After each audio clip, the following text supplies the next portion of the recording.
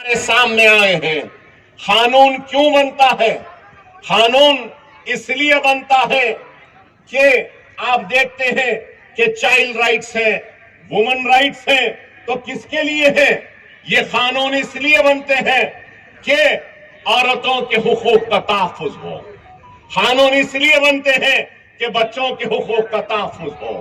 تعلیم کے اگر قانون بنتے ہیں تو صرف اس لیے بنتے ہیں کہ ہر کسی کو تعلیم ملے اور تعلیم کا تحفظ ہو. تو آج اگر وقف قانون میں اگر ترمیمات لائے گئے ہیں تو وقف کا تحفظ نہیں ہے بلکہ وقف کی تباہی کے لیے یہ قانون لایا گیا. مجھے بتاؤ بتانے والوں کہ اس نئی ترمیمات میں کون سا وقف کا تحفظ ہو رہا ہے یا واقف کا تحفظ ہو رہا ہے یا وقف کرنے والے نے جن مقاصد کے لیے وقف کیا ہے اس کا تحفظ ہو رہا ہے. اس میں وقف کے تحفظ کی کوئی بات نہیں. کیا وقف کے قابضداروں کو ہٹانے کی کوئی بات ہے؟ واقف کے منشے و مقصد کے خلاف میں اگر کوئی کام ہو رہا ہے تو اس کو سزا دینے کی کوئی بات ہے؟ نہیں ہے. تو بتانا یہ چاہتا ہوں کہ یہ قانون صرف اور صرف وقف کو تباہ و برباد کرنے کے لیے بنایا گیا ہے. اور آج اگر ہم یہ بات سمجھیں گے کہ اس قانون کے بننے سے یا اس کے ترمیمات سے ہم کو کیا لینا دینا ہے، ہمارا کیا فائدہ ہوا ہے آج تک، اگر کوئی فرد یہ سوچ رہا ہے تو میں اس شخص کو آج جواب دینا چاہتا ہوں کہ آج ہماری جتنی مساجدیں ہیں اس قانونی ترمیمات کے بعد، اس قانون کے بعد میں آج ہماری مساجدیں محفوظ نہیں ہیں. آج اس قانون کے بعد میں ہمارے عاشور خانے محفوظ نہیں ہیں، ہمارے درگاہوں کے خانقاہ محفوظ نہیں، اور آج اس قانون کے بعد عاشور خانے محفوظ نہیں ہیں.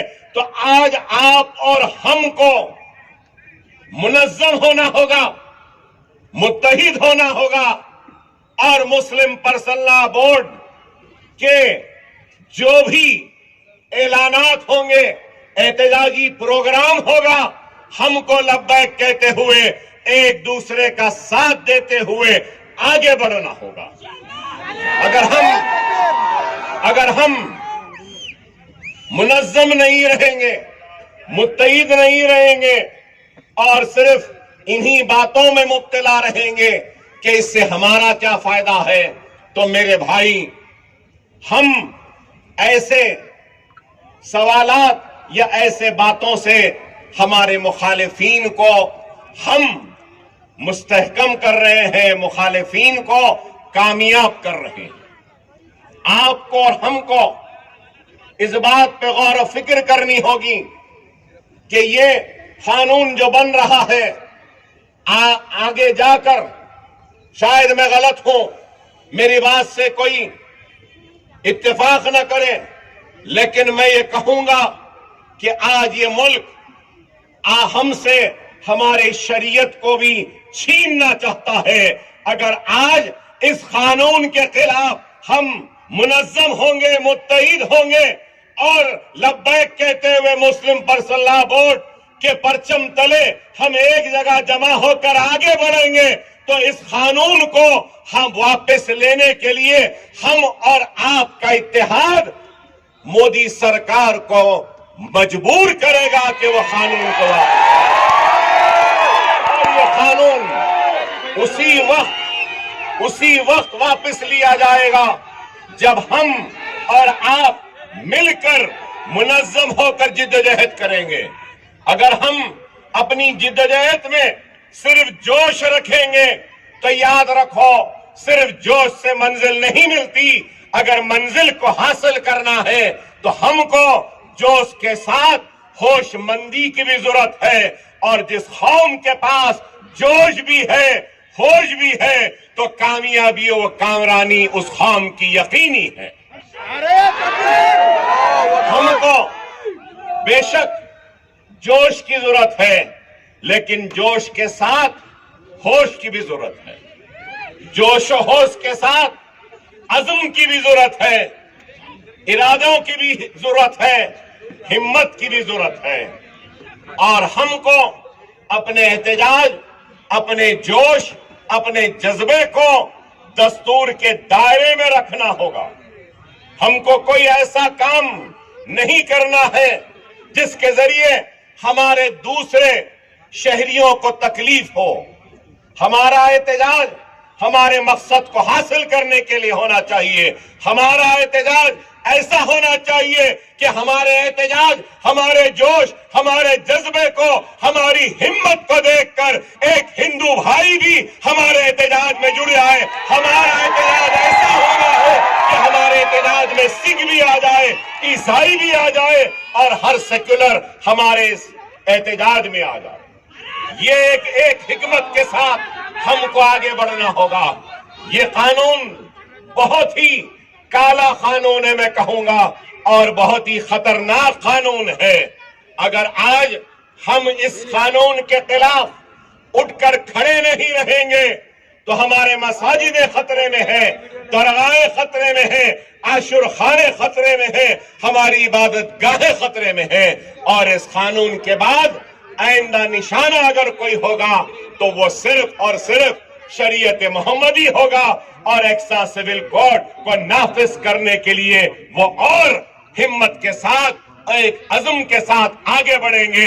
ہم کو ان کی ہمتوں کو توڑنا ہے تو ہماری صفوں میں اتحاد کو پیدا کرنا ہوگا۔ بہت چیزیں ہیں اس قانون میں، مختلف قائدین، علماء کرام و مشائخین عظام نے بیان کیا ہوگا، آپ کے سامنے رکھی ہوں گی باتیں۔ لمیٹیشن ایکٹ کے بارے میں کہا ہوگا، یا پھر آج ہم کہتے ہیں کہ دستور کے خلاف ہے، تو میں نے اپنی گفتگو سے پہلے یہ بات کہا کہ دستور نے ہر ایک کو برابر کا حق دیا ہے، لیکن آج جب ہم اس قانون کو دیکھتے ہیں تو ہندو اینڈومنٹ ایکٹ میں جو چیزیں ہیں، ہمارا مطالبہ کیا ہے؟ ہم یہی چاہتے ہیں کہ سب کو برابری کا حق دیا جائے، برابری چاہتے ہیں۔ ہندو اینڈومنٹ ایکٹ میں کئی اختیارات ہیں، لیکن یہاں اس نئے قانون میں آپ بتائیے کہ ہندو اینڈومنٹ بورڈ میں مسلمان نہیں جا سکتا، لیکن وقف بورڈ میں ایک غیر مسلم بھی آ سکتا ہے۔ اور پھر کیا بات ہے کہ نہیں، اس کو اچھے سے چلانے کے لیے اور سہارا لیتے ہیں تو سیکولرزم کا وقف بورڈ ہی ملا تھا نریندر مودی صاحب کو اپنے سیکولرزم کو دکھانے کے لیے۔ اگر سیکولرزم دکھانا تھا تو وہ حجاب کرنے والی بچی کو پڑھنے دیا ہوتا۔ سیکولرزم دکھانا تھا تو بیف کے نام پر مارنے پیٹنے والوں کو سزا دینا تھا۔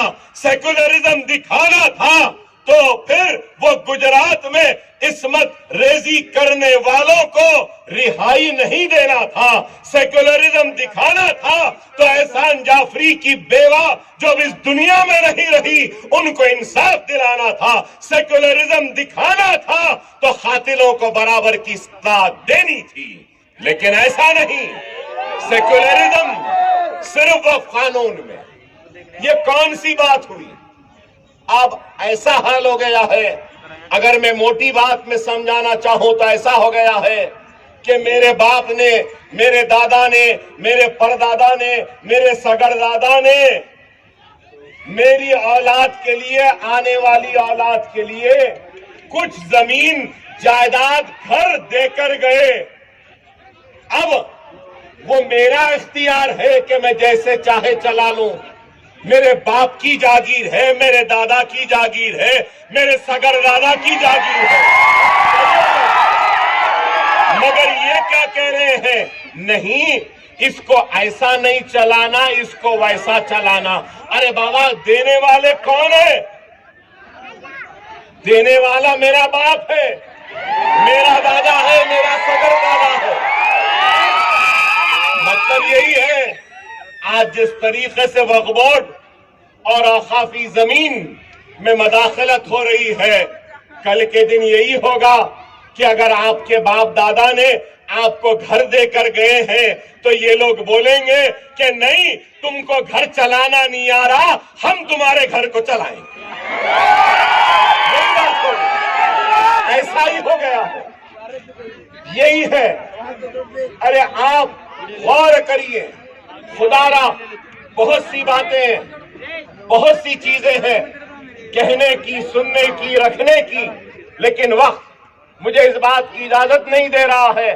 میں آپ سے یہی کہوں گا کہ وقت اور حالات کی نزاکت کو سمجھو، خدا را انتشار اور منتشر مت رہو، خدا را منظم ہو جاؤ، متحد ہو جاؤ۔ اگر آج ہم منظم نہیں ہوں گے، متحد نہیں ہوں گے، تو پھر ہمارے حقوق ہمارے ہاتھ سے جاتے رہیں گے۔ ہم ان عناصر کو کامیاب کر رہے ہیں جو ملک کو کمزور کرنا چاہتے ہیں، اور ہم نے مسلسل دیکھا ہے کہ 10 برس سے اگر اس ملک میں ناانصافی کا اگر کوئی شکار ہو رہا ہے تو افسوس کے ساتھ کہنا پڑتا ہے کہ ہر جگہ پر مسلمان کو دوسرے درجے کی شہری کی نظر سے دیکھا جا رہا ہے، تو اس کو صرف یا کبھی گوشت کے نام پر یا اذان کے نام پر یا حجاب کے نام پر اس پر ظلم و زیادتی کی جاتی ہے، کبھی حجاب کے نام پر اس کو تعلیم کو ترک کرنے پہ مجبور کیا جاتا ہے، تو گوشت کے نام پر یا بیف کے نام پر بازاروں میں اس کو لوچا جاتا ہے، اور پھر غیر غلط باتیں کہتے ہوئے، رامزادے فلاں-زادے کہتے ہوئے ان کو ڈرایا اور مارا جاتا ہے۔ نہ صرف یہ بلکہ آپ یہ بھی دیکھ رہے ہیں کہ طلاق ثلاثہ کا قانون ہے تو پھر وہ بنایا گیا، تو اس کے بعد CANRC کا قانون، اور آج آپ اور ہم یہاں پہ جمع ہوئے ہیں تو وقف کے جو ترمیمات لائے گئے اس کے احتجاج میں آپ اور ہم یہاں کھڑے ہیں۔ تو میں یہ اس بات کو سمجھنے سے قاصر ہوں، کیا ہندوستان کا مسئلہ مسلمان ہے؟ ہندوستان کا مسئلہ مسلمان نہیں ہے۔ ہندوستان کا اگر سب سے بڑا مسئلہ ہے تو وہ روزی کا ہے، وہ روٹی کا ہے، وہ خوشحالی کا ہے، وہ ترقی کا ہے، وہ نوکری کا ہے۔ لیکن آج ہندوستان پر مہنگائی کی بات نہیں ہوتی، روزی روٹی کی بات نہیں ہوتی، ہندوستان کی کمزور معیشت کو استحکام دینے کی بات نہیں ہوتی۔ ہندوستان میں آج کئی لوگ کے پاس شوچالے نہیں ہے، اس کی بات نہیں ہوتی، لیکن اگر ہوتی ہے تو صرف نفرت کی۔ ذمہ داران، مفتیان کرام، جس میں ہم کو اپنے جوش جذبے اور احساسات کو ایک طویل مدت تک آگے لے کر چلنا ہے، اور اگر صرف ہم کریز، جذبات اور جنون کی بات کریں تو شاید یہ جنگ ہم جیت نہیں پائیں گے۔ سنجیدہ لیول پر منصوبہ بندیوں کا ہونا اور اپنے تمام نوجوانوں کو، بہنوں کو، بھائیوں کو، سب کو اٹھانا، یہ بہت بڑی ذمہ داری ہے۔ یہ ایک انتہائی حساس موضوع ہے۔ ہم جس وقت ترمیمی ایکٹ کا سامنا کر رہے ہیں وہ کوئی قانونی تبدیلی نہیں ہے صرف، بلکہ ملت اسلامیہ ہند کے دینی، تعلیمی، فلاحی اور معاشی انفراسٹرکچر پر ایک منظم حملہ ہے۔ دوستو، ساتھیوں، مجھے اس بات کو کہنے دیجئے کہ ہم یہاں کسی سیاسی مفاد کے لیے جمع نہیں ہوئے، یہاں کسی شور و شرابے کے لیے نہیں آئے ہیں۔ ہم یہاں صرف ایک بات کہنے کے لیے آئے ہیں کہ وقف ہمارا ہے اور ہم اسے کسی کے ہاتھوں نیلام نہیں ہونے دیں گے، اور اس کے لیے ایک بہت طویل مدتی منصوبہ بندی ہمیں بنانی آسان نہیں ہے۔ کسانوں کی مثال لے کر صرف ہم جذبہ حاصل کر سکتے ہیں، سکھوں کے انڈومنٹ کی مثال لے کر ہم حوصلہ حاصل کر سکتے ہیں کہ اس ملک میں صرف مسلمان ہی نہیں، دوسرے بھی آزمائش میں، لیکن ایک طویل مدتی منصوبہ اور اس منصوبے کا سب سے اہم حصہ جو آل انڈیا مسلم پرسنل لا بورڈ کو اپنے سامنے رکھنا ہوگا وہ اس امت کا اتحاد ہے. ہمارے پاس مختلف مسالک، مختلف مشارق اور مختلف خیالات کے لوگ ہیں، لیکن یہ سب کلمہ گو ہیں. ہمارے سیاسی اختلافات، سماجی اختلافات، جماعتی اختلافات سے اٹھ کر مسلم پرسنل لا بورڈ کو جن لوگوں نے آگے بڑھ کر ہاتھ دیا ہے، ان کے علاوہ بھی کئی ہاتھ ہیں جنہیں ہم اپنے ساتھ سمیٹنا ضروری ہے. اس سے آگے بڑھ کر میں یہ کہوں گا کہ مسلمانوں ہی کے لیے نہیں بلکہ اس جدوجہد کو غیر مسلموں کے ساتھ ایک مشترکہ جدوجہد ہمیں بنانا ہوگا. یہ آئین کے آرٹیکل 26 کے لحاظ سے ایک توہین ہے. ہمارے مذہبی اداروں کو چلانے، سنبھالنے اور انتظام کرنے کا حق ہمیں ہمارا دستور دیتا ہے. تو پھر کس بنیاد پر ہماری زمین، ہمارا ادارہ اور ہمارا حق چھینا جا رہا ہے؟ یہ صرف زمین کا مسئلہ نہیں ہے، یہ صرف شناخت کا مسئلہ نہیں ہے، یہ خود مختاری اور ایمان کا مسئلہ ہے. اور مسلمانوں نے تاریخ میں ایسے انقلابات میں ایک ہو کر ساتھ دیا ہے کہ بڑے زبردست تبدیلیاں آئی ہیں. خلافت تحریک ہو یا آزادی کی لڑائی، تعلیم کی تحریک ہو یا اصلاح معاشرہ، یا پھر شاہین باغ میں CAA اور NRC کے خلاف جدوجہد کا روشن باب ہماری تاریخ کا ایک حصہ ہے. ہم نے قلم بھی اٹھایا، میدان بھی سنبھالا. کچھ سمجھ کر ہی ہوا ہوں موج طوفان کا حریف، ورنہ میں بھی جانتا ہوں عافیت ساحل میں. تو اگر آج وقت پر حملہ ہے تو دفاع کے لیے ہم سب لوگوں کو تیار رہنا ہے. ہمیں اپنے ساتھیوں میں شعور پیدا کرنا ہے. ہمیں مسلم پرسنل لا بورڈ کی تمام جدوجہد میں اپنے آپ کو شامل رکھنا ہے. اور اس کے علاوہ بھی ملت اسلامیہ کے کسی بھی گوشے سے جدوجہد ہو رہی ہے تو ہمیں ساتھ دینا ہے. غیر مسلم بھائیوں کی جانب سے کوئی بھی جدوجہد ہو رہی ہے وقف کے سلسلے میں تو ہمیں اپنا ساتھ دینا ہے. ہماری للکار ہے، ہم بوانے دہل کہتے ہیں. ہم نہ بیچیں گے، نہ بکنے دیں گے، نہ جھکیں گے، نہ تھکیں گے. وقت ہمارا ہے، ہم اس کے نگہبان ہیں. یہ زمین ہماری ہے، یہ امانت ہماری ہے، یہ عزت ہماری ہے. اسی لیے یاد رکھیے، اگر آج ہم نے آواز نہ اٹھائی تو کل ہماری نسلوں کے پاس نہ دین بڑھ جگہ اور نہ زمین. جماعت اسلامی ہند اپنی پوری شعور کے ساتھ انشاءاللہ مسلم پرسنل لا بورڈ کی اس پوری جدوجہد میں اپنا ساتھ دینے کا وعدہ کرتی ہے. اور ہر سطح پر نوجوانوں، بزرگوں اور خواتین کی اپنی قوت کے ساتھ انشاءاللہ آل انڈیا مسلم پرسنل لا بورڈ کی جدوجہد کے اندر شامل ہے. اللہ سے دعا ہے کہ اللہ تعالیٰ ان مشکل مراحل کو نکالے اور ہمیں کامیابی عطا فرمائے. زیر اہتمام، زیر نگرانی، زیر صدارت وقف امنڈ بل کے مخالفت میں احتجاجی جلسے میں تمام معزز مہمانان کا اور حاضرین جلسے کا میں سب کا جو ہے میں استقبال کرتا ہوں. سب کو میرا سلام، میرا آداب، میرا ویری ویری گڈ ایوننگ. یقیناً بڑی خوشیان بات ہے کہ آج اس وقف امینڈمنٹ بل کی مخالفت میں جس طریقے سے جو جلسے، جو احتجاجی جو پروگرامز ہوتے جا رہے ہیں، یہ قابل مبارکباد ہے اور قابل ستائش ہے سب کے لیے. کیونکہ جب چند ماہ قبل پہلے جب جوائنٹ پارلیمنٹری کمیٹی جب حیدرآباد تشریف لائی تھی تو میں حکومت تلنگانہ کی توسط سے on behalf of the government of Telangana میں نے JPC کے روبرو اپنی نمائندگی درج کرائی تھی اور میں نے نمائندگی میمورنڈم بھی دیا تھا. پھر اپنے الفاظ میں جو ہے میں کچھ بیان بھی کیا تھا. تو میں ایک دو پوائنٹ جو میں نے کیا تھا ان کے سامنے، میں یہ بتانا ان کو چاہ رہا تھا کہ جو ہے یہ وقف پراپرٹیز جو ہے مسلم کے پیورلی مسلم پرائیویٹ پراپرٹیز ہے. یہ اس میں کسی کا عمل دخل بالکل جو ہے ناقابل قبول ہے، اور نہ ہی اس میں جو ہے کسی غیر مذہب کے ماننے والوں کا بھی جو ہے اس میں کوئی جو ہے امکانات نہیں کہ آپ کسی کو جو ہے اس میں شامل نہیں کر سکتے. اور ہم نے کمیشن میں بہت سارے ایسے پیٹیشنز، ایسے گریوینسز بھی جو ہے ہمیں موصول ہو رہی تھی کہ جو ہے لوگ اعتراض کر رہے تھے. تو میں نے یہ بات بھی جو ہے JPC کے روبرو میں نے یہ بتایا اور میمورنڈم بھی دیا کہ جو ہے یقیناً. تو میں یہ آپ لوگوں کو چاہتا ہوں کہ جس طریقے سے ہمارے احتجاجی پروگرامز ہوتے رہے ہیں، جو ہے آپ یقیناً ساری ملک کے، ہماری ریاست کے، ہمارے ضلع میں جتنے بھی لوگ جو جہاں خاص طور پر دیہات میں بھی جو جس طریقے سے احتجاجی پروگرامز ہو رہے ہیں، یہ قابل جو ہے ستائش ہے. ہوگا کہ قانون بن رہے ہیں تو صرف اور صرف مسلمانوں کو کمزور کرنے اور مسلمانوں کو تکلیف پہنچانے کے لیے. اور یہ قانون بھی اگر بنایا گیا تو میں بھی 6 مرتبہ مسلسل ایوان اسمبلی میں مجلس کے نمائندگی کرتا ہوں. तीन तीन चार चार बच्चों को इस तरह से मारा जाता है कि लहू लहान हो जाते हैं। कभी टोपी के नाम पर, कभी इनमें रह कर एहतजाज करेंगे।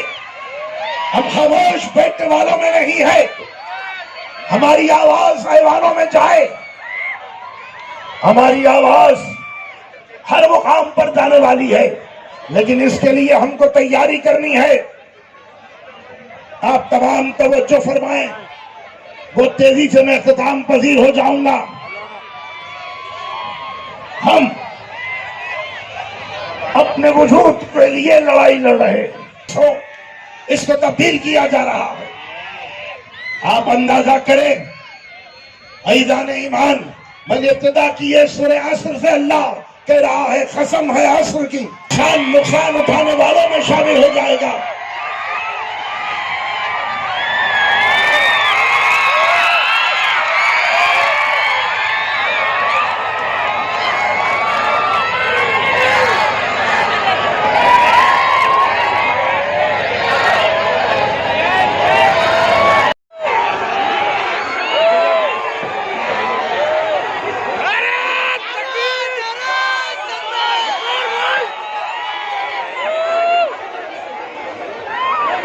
संजीदगी से ठहर जाए, खामोश हो जाए। हमारे रियासती मेहमान अल्हम्दुलिल्लाह तशरीफ ला चुके हैं, आप हजरात संजीदगी का मुजाहरा करें।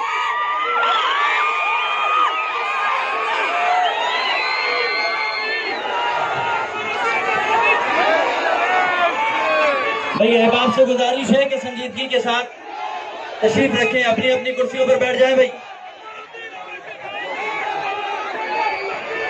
मैं हजरत से गुजारिश करता हूं कि प्रोग्राम जारी करें। भाई निजामाबाद क्या, हम जानते हैं कि आपके हर दिल अजीज यहाँ पर आ चुके हैं। आप तशरीफ फरमा हो, आप अपने अपने मुकाम पर बैठ जाएं। हमारे नौजवान खामोश हो जाएं। हम हमारे मेहमानों को सुनने खड़े हुए हैं।